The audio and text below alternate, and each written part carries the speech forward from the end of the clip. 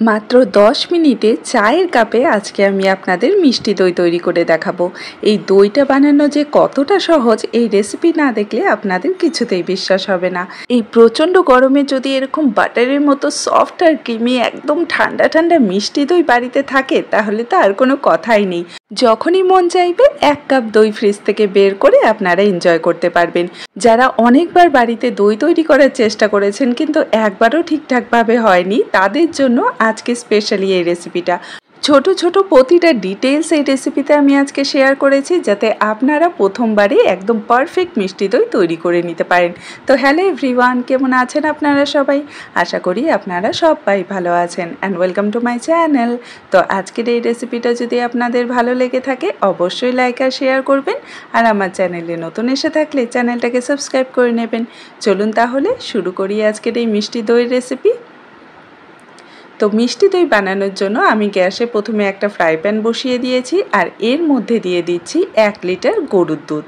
আপনারা চাইলে এখানে প্যাকেটের দুধটাও ব্যবহার করতে পারেন।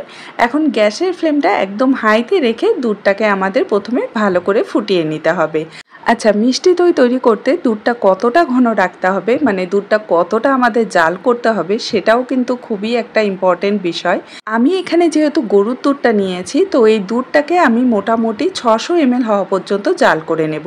আপনারা যদি ফুল ক্রিম দুধটা নেন তাহলে কিন্তু সেটাকে খুব বেশি জাল করতে হবে না, 700 থেকে 750 ml হওয়া পর্যন্ত জাল করলেই হয়ে যাবে। তো এখানে দেখুন দুধটা ভালো করে কিন্তু ফুটে গেছে। এখন গ্যাসের ফ্লেমটা মিডিয়ামে করে দেব আর একটু বাদে বাদে অবশ্যই নাড়াচাড়া করে দিতে হবে যাতে দুধের ওপরে সর না জমে যায়।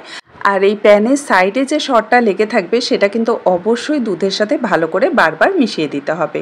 তো দুধটা এখানে আস্তে আস্তে জাল হতে থাক, ততক্ষণে চলুন আমরা দই বীজটা তৈরি করে নিই। তো এখানে আমি একটা পাত্রের ওপর এমন একটা বড় ছাঁকনি বসিয়ে দিয়েছি আর এর মধ্যে দিয়ে দেব 1/2 কাপ টক দই। তো আজকে দই বীজ হিসেবে আমি টক দইটাই নিয়েছি আর এটা কিন্তু একদম ঘরে পাতা ফ্রেশ টক দই। এখন এই দইটা থেকে যে এক্সট্রা জলটা আছে সেটা আমাদের পুরোপুরি ঝরিয়ে নিতে হবে। এই যে দেখুন এক্সট্রা যে জলটা সেটা কিন্তু এভাবে আস্তে আস্তে পড়ে যাবে ছাঁকনি দিয়ে। তো এভাবেই আমাদের এই দইটাকে কিছুক্ষণের জন্য রেখে দিতে হবে। এতে করে আমরা যখন মিষ্টি দইটা তৈরি করব সেটা একদম ঘন আর ক্রিমি হবে। তো দই থেকে জলটা ঝরতে থাকুক আর এখানে দেখুন দুধটাও কিন্তু অনেকটা ঘন হয়ে গেছে।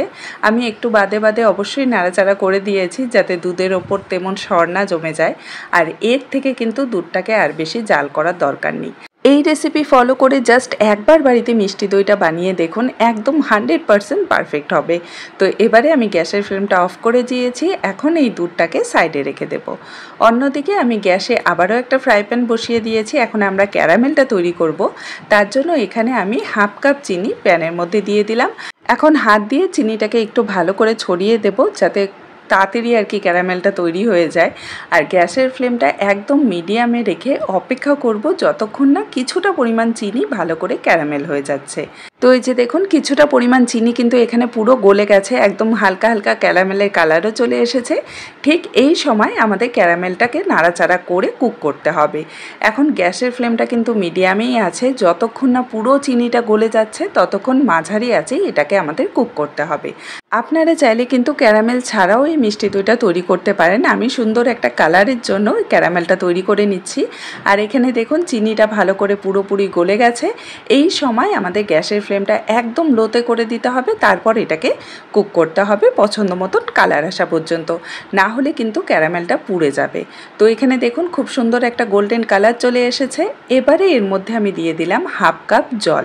গ্যাসের ফ্লেমটা অফ করে দিয়েই কিন্তু জলটা অ্যাড করবেন। আর জলটা দেওয়ার পরে দেখবেন যে ক্যারামেলটা এক জায়গায় দলা বেঁধে যাবে, তো সেটা নিয়ে টেনশন নেই। কিছুক্ষণ একটু নাড়াচাড়া করে নেবেন আর এই যে প্রচণ্ড গরম ভাবটা সেটা একটু কমিয়ে নিতে হবে। যখন দেখবেন যে গরম ভাবটা একটু কমে গেছে তখনই আমরা যে দুধটা রেডি করে রেখেছিলাম সেটা পুরোটাই এর মধ্যে দিয়ে দেব। আর গ্যাসের ফ্লেমটা আবারও অন করে একদম হাইতে করে দেব। এই কাজটা করার একটাই কারণ যে অনেক সময় ক্যারামেলের মধ্যে ডাইরেক্ট দুধ অ্যাড করলে দুধটা কিন্তু ফেটে যায়। তাই আপনারা যদি চান যে আপনাদের তৈরি করা মিষ্টি দই একদম পারফেক্ট হয়, কোনো কিছু ওয়েস্ট না হয়, তো অবশ্যই 1/2 কাপ জল দিয়ে ক্যারামেলটাকে আগে মিক্স করে নেবেন। তো ক্যারামেলটা দেখবেন আস্তে আস্তে দুধটা গরম হতে থাকবে আর পুরোটাই মেল্ট হয়ে যাবে। এই যে দেখুন এখানে কিন্তু ক্যারামেলটা পুরোপুরি মেল্ট হয়ে গেছে আর দুধের মধ্যে কিন্তু খুব সুন্দর একটা কালারও চলে এসেছে। খুব বেশি সময় জাল করার দরকার নেই, 2 থেকে 3 মিনিট জাল করে নিলেই কিন্তু দুধটা আমাদের রেডি হয়ে যাবে। তো এখানে আমি 3 মিনিটের মতো জাল করে নিয়েছি আর এই যে দুধের ঘনত্বটা আমি আপনাদের দেখিয়ে দিচ্ছি।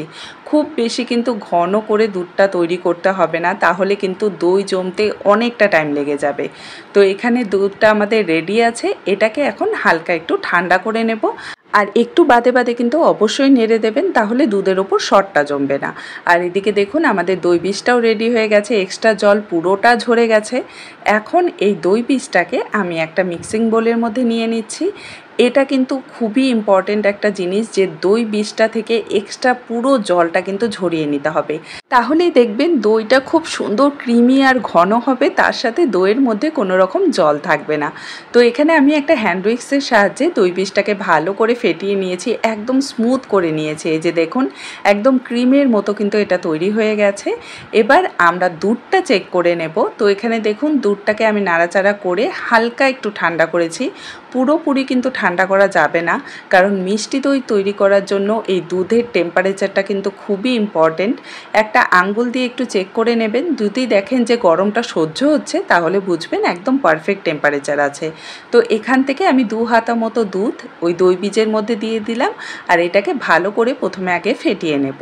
পুরো দুধটাই একসাথে দিতে যাবেন না, প্রথমে কিছুটা পরিমাণ দুধ দিয়ে ভালো করে মিক্স করে নেবেন, তারপরে পুরো দুধটা এর মধ্যে দিয়ে দিতে হবে।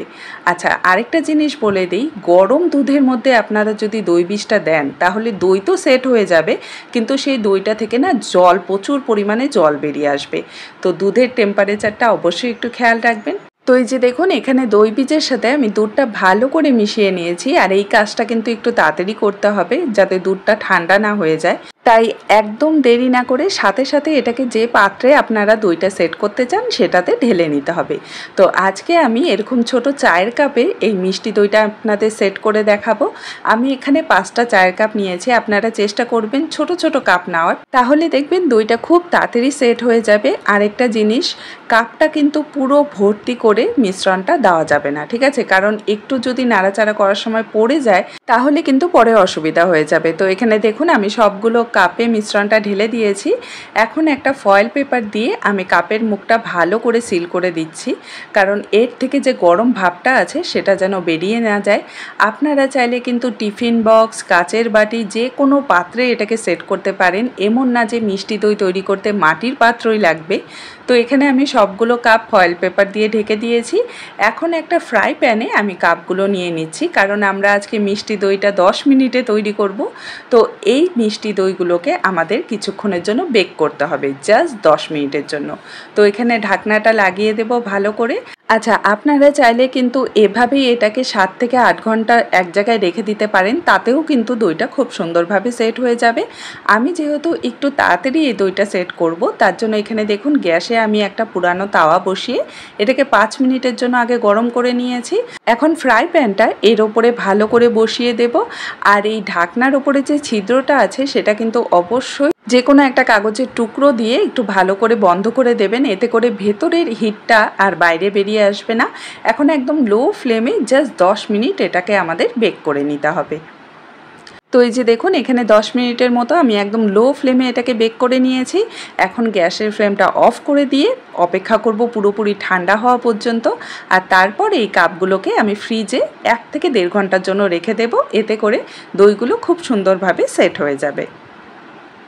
তো এই যে দেখুন আমি ফ্রিজ থেকে সবগুলো কাপ বের করে নিয়েছি, আর এখন আমি আপনাদের দেখাচ্ছি যে কত সুন্দরভাবে দইটা সেট হয়ে গেছে। এই যে দেখুন, আর তার সাথে দইয়ের কালারটা দেখুন কতটা সুন্দর এসেছে, একদম পারফেক্ট মিষ্টি দই। ঘরে কিন্তু আপনারা এভাবেই খুব সহজে তৈরি করে নিতে পারবেন, ঘন্টার পর ঘন্টা তো ওয়েট করার কোনো দরকারই নেই, ঝটপট তৈরি হয়ে যাবে। এখন আমি আপনাদের কেটেও দেখিয়ে দিচ্ছি, এই যে দেখুন কতটা ক্রিমি আর কতটা সফট এই দইটার টেক্সচার এসেছে, আর একটুও কিন্তু এই দইটার মধ্যে জল নেই। একদম পারফেক্ট মিষ্টি দই কিন্তু এখানে রেডি, আর ঠিক এরকমই মিষ্টি দই কিন্তু আপনারাও তৈরি করে নিতে পারবেন। মুখে দেওয়ার সাথে সাথেই জাস্ট মিলিয়ে যাবে, এতটা সফট এই দইটা তৈরি হবে। এই প্রচণ্ড গরমে এরকম 1 কাপ ঠান্ডা ঠান্ডা দই হলে আর কি লাগে বলুন, মন প্রাণ সব ঠান্ডা হয়ে যাবে। খুব সহজভাবে প্রতিটা ছোট ছোট ডিটেলস সহ আজকের এই রেসিপিটা আপনাদের সাথে শেয়ার করলাম। আশা করছি ভালো লাগবে, আর যদি ভালো লাগে আমাকে কমেন্টে জানাতে কিন্তু একদমই ভুলবেন না। দেখা হবে আরেকটি নতুন সহজ রেসিপি নিয়ে। ভালো থাকবেন, সুস্থ থাকবেন। Bye bye.